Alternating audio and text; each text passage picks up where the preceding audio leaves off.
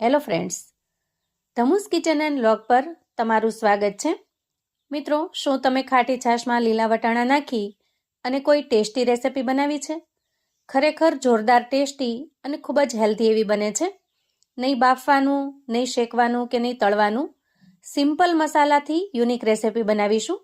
લીલા વટાણાની આ ખાસ રેસિપી પહેલાં તમે ક્યારેય ટ્રાય નહીં કરી હોય તો ચાલો ઝડપથી બનાવવાની રીત જોઈ લઈએ. આજની રેસિપી બનાવવા માટે સૌથી પહેલાં આપણે 1 વાટકી જેટલા લીલા વટાણા લઈશું. તમારે રેસિપી જેટલી બનાવવી હોય એ જરૂરિયાત મુજબના લીલા વટાણા લેવાના છે. મેં અહીંયા પોણી વાટકી જેટલા લીલા વટાણા લીધા છે. રેસિપી બનાવવા માટે એકદમ પરફેક્ટ માપ હું તમને બતાવીશ, જેથી રેસિપી પણ એકદમ પરફેક્ટ બનીને તૈયાર થશે. અને હવે આપણે એક મિક્સર જાર લઈશું અને વટાણાને એમાં ટ્રાન્સફર કરીશું. વટાણા ઉમેર્યા પછી આપણે એમાં છાશ ઉમેરવાની છે. અહીંયા મેં બહુ ખાટી પણ નહીં અને સાવ મોળી પણ નહીં એવી 1 વાટકી છાશ લીધી છે. તો 1 વાટકી વટાણાની સામે આપણે અહીંયા 1 વાટકી જેટલી છાશ લીધી છે. તમારે કોઈ પણ વાટકી કે કટોરીને માપ તરીકે સેટ કરી દેવાનું, જેથી કોઈ ગડબડ ન થાય.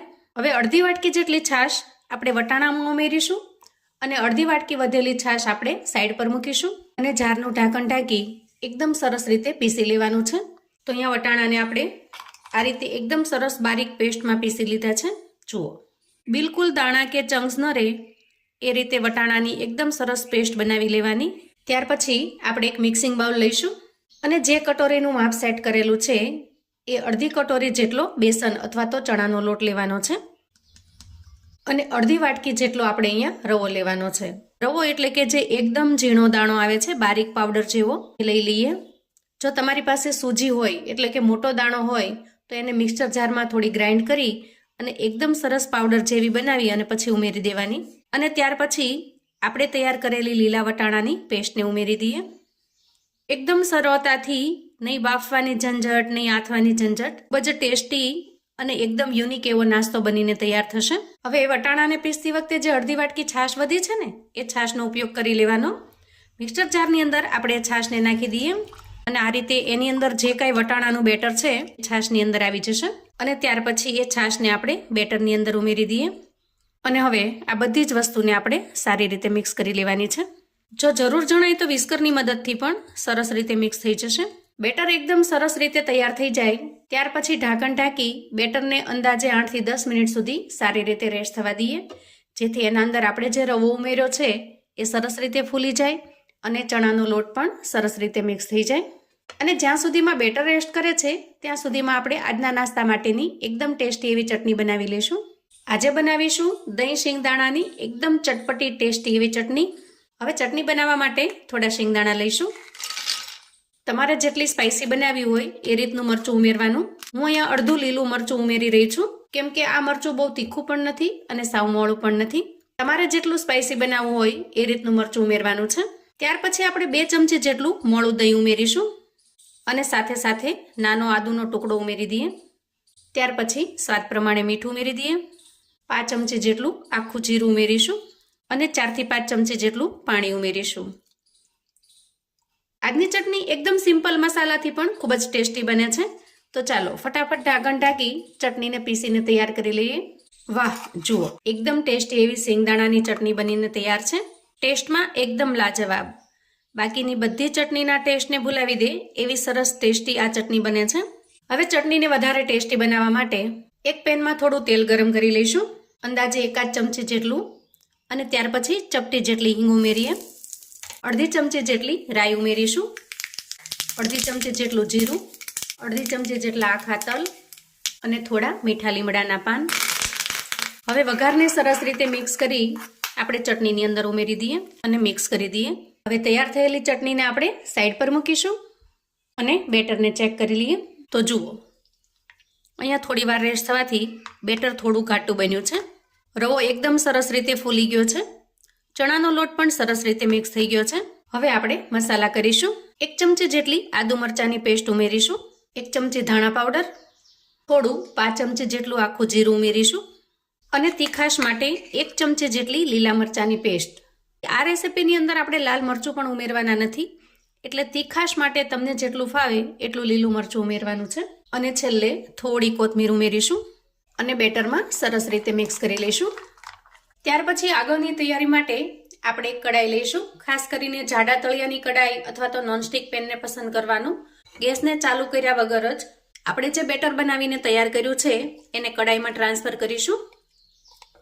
ત્યાર પછી અંદાજે અડધા ગ્લાસ જેટલું પાણી આપણે આ બેટરની અંદર ઉમેરવાનું છે અને પાણીને સરસ રીતે મિક્સ કરી લઈએ, જેથી બેટર જે એકદમ ઘાટું છે એ એકદમ સરસ પતલું બની જશે. આ રીતનું બેટર બનીને તૈયાર થયું છે. પણ આપણે બેટરને હજી થોડું વધારે પતલું બનાવવાનું છે, તો ફરી આપણે એમાં થોડું પાણી ઉમેરી દઈએ અને સારી રીતે મિક્સ કરી લઈએ. તો જુઓ, આ રીતે એકદમ પતલું બેટર બનાવીને તૈયાર કરવાનું છે. હવે મેં જે માપ પ્રમાણે વસ્તુઓ લીધી છે એ પ્રમાણમાં પોણો ગ્લાસ જેટલું પાણી વપરાયું છે. હવે આપણે ગેસને ઓન કરીશું. ગેસને આપણે મીડિયમ પર રાખીશું અને આ રીતે ગેસ ઓન કર્યા પછી સ્પેચ્યુલાની મદદથી ચલાવતા જઈશું. મિશ્રણ ધીરે ધીરે ઘાટું થવા લાગશે અને નીચે જો તમે હલાવશો નહીં ને તો ચોંટવા પણ લાગશે, જેથી સ્પેચ્યુલાની મદદથી ધીરે ધીરે આપણે ચલાવતા રહેવાનું, જેથી તળિયે ચોંટી ન જાય. એકદમ હેલ્ધી અને ખૂબ જ ટેસ્ટી એવો નાસ્તો બનીને તૈયાર થાય છે. અને અત્યારે એકદમ સરસ મીઠા ફ્રેશ લીલા વટાણા આવે છે, જેથી મને થયું કે આ એકદમ ટેસ્ટી એવી રેસીપી હું તમારી સાથે શેર કરું. ખૂબ જ ઝડપથી ઇન્સ્ટન્ટથી તમે બનાવીને તૈયાર કરી શકો છો. તમે જો ડાયટિંગ પર છો, ઓઇલ ફ્રી ખાવાનું પસંદ કરો છો, તો આ હેલ્ધી નાસ્તો તમારા માટે એકદમ પરફેક્ટ બની રહેશે. જુઓ, થોડી વાર થતાં જ બેટર એકદમ સરસ ઘાટું થવા લાગ્યું છે, પણ આપણે સ્પેચ્યુલાને અટકાવવાનો નથી. આ રીતે ચલાવતું જ રહેવાનું છે, નહીં તો નીચે તળિયે ચોંટવા લાગશે. અને મિશ્રણ થોડું ઘાટું થવા લાગે એટલે ગેસની ફ્લેમને આપણે સ્લો ઉપર લઈ જવાની છે. હવે જુઓ, અંદાજે 5 મિનિટ સુધી શેકી લેતા બેટર એકદમ સરસ ઘાટું બન્યું છે. આ રીતે બેટરની કન્સિસ્ટન્સી આપણે કંઈક આ રીતની રાખવાની છે. ગેસની ફ્લેમને આપણે અત્યારે બંધ કરી દીધી છે. હવે આ બેટરને આપણે થોડું ઠંડુ થવા દઈએ. તો મિશ્રણ સરસ ઠંડુ થઈ જાય એટલે આપણે એક પ્લેટ લઈશું અને પ્લેટને થોડા આમથા ઓઇલથી ગ્રીસ કરી લઈશું. ત્યાર પછી ઠંડા થયેલા મિશ્રણને આપણે એમાં ટ્રાન્સફર કરીશું અને સ્પેચ્યુલા ઉપર થોડું તેલ સ્પ્રેડ કરી એને સેટ કરી દઈશું. અને ત્યાર પછી આ મિશ્રણને આપણે એકદમ ઠંડુ થવા દઈશું, જેથી આરામથી એના પીસ કરી શકાય. અહીંયા પ્લેટ એકદમ સરસ ઠંડી થઈ ગઈ છે, તો આપણે ચાકુની મદદથી પીસ કરી લઈએ. જુઓ, એકદમ સરસ સોફ્ટ, એકદમ પોચો રૂ જેવો નાસ્તો બનીને તૈયાર છે.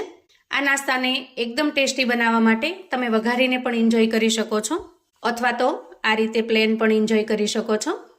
કોઈ પણ ચટણી સાથે એકદમ ટેસ્ટી એવો લાગે છે. જોતા જ આપણને ખાવાનું મન થઈ જાય એવો ટેસ્ટી બન્યો છે. તો મિત્રો, આવું અવનવું જાણવા માટે અને મને સપોર્ટ કરવા માટે ચેનલ પર જો તમે નવા છો તો પ્લીઝ ચેનલને સબસ્ક્રાઇબ કરો. વિડીયો ગમે તો લાઈક અને શેર કરો. તમારા સગા સંબંધી મિત્રોને પણ આપણો આજનો એકદમ અલગ રીતે બનાવેલો વટાણાનો નાસ્તો ચોક્કસથી મોકલી આપજો, જેથી એ લોકો પણ બનાવીને તૈયાર કરી શકે, એન્જોય કરી શકે અને એના પરિવારને પીરસી શકે. કોમેન્ટમાં મને ચોક્કસથી જણાવજો મિત્રો કે આજની આ ટેસ્ટી નાસ્તાની રેસિપી તમને કેવી લાગી છે. ફરી મળીશું એક નવી રેસિપી સાથે. ત્યાં સુધી આવજો મિત્રો.